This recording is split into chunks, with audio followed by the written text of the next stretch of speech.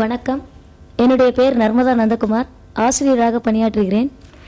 நீங்கள் என்ன காரணத்திற்காக பாரதிய ஜனதா கூட்டணியை தேர்ந்தெடுத்தீர்கள்? வரும் லோக்சபா தேர்தலிலும் தங்களுடைய கூட்டணி தொடருமா? எங்கள் கட்சியினுடைய பெயரே இந்திய ஜனநாயக கட்சி. இந்த கட்சி துவங்கிய பொழுது அங்கே வட மாநிலங்களிலிருந்து தமிழ்நாடு வரை எல்லாம் குடும்ப ஆட்சி நடந்து கொண்டிருந்தது. ஆக இந்தியாவில் ஜனநாயகம் இல்லை, குடும்ப ஆட்சி இருந்து கொண்டிருக்கிறது. ஆக இந்திய அளவில் ஒரு மாற்றம் வேண்டும், ஜனநாயகம் வேண்டும் என்ற அடிப்படையில் தான் இந்திய ஜனநாயக கட்சியின் பெயரை வச்சோம்.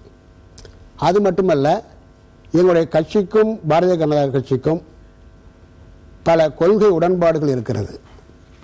உதாரணத்துக்கு எங்கள் கட்சியில் ஒன்று குடும்ப ஆட்சி இருக்கக்கூடாது, ஒன்று ரெண்டாவது இலவசங்கள் இருக்கக்கூடாது, 2 மூன்றாவது யாரும் 2 முறைக்கு மேல் அந்த ஆட்சி பதவியில் இருக்கக்கூடாது. இதெல்லாம் அவங்ககிட்ட இருக்குது, எங்கிட்ட இருக்குது.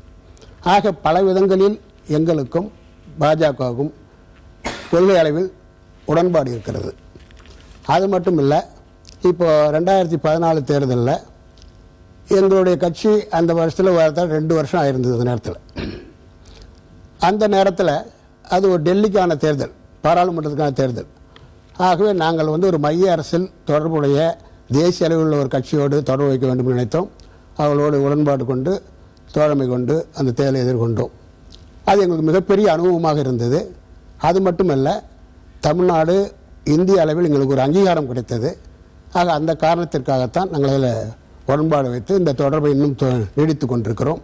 அதோடு மட்டுமல்ல, இப்போது இருக்கிற நிலையில் இப்போ பார்த்தீங்கன்னா இன்னமும் வருகிற தேர்தலிலும் கூட கொள்கையாலே உடன்பாடு இருக்கிற காரணத்தினால் நாங்கள் அன்றைக்கு ஒரு தோழமை விட்டு இன்னொரு தோழமைக்கோ, ஒரு கட்சி விட்டு இன்னொரு கட்சிக்கோ மாறுகிற எண்ணம் எங்களுக்கு இல்லை.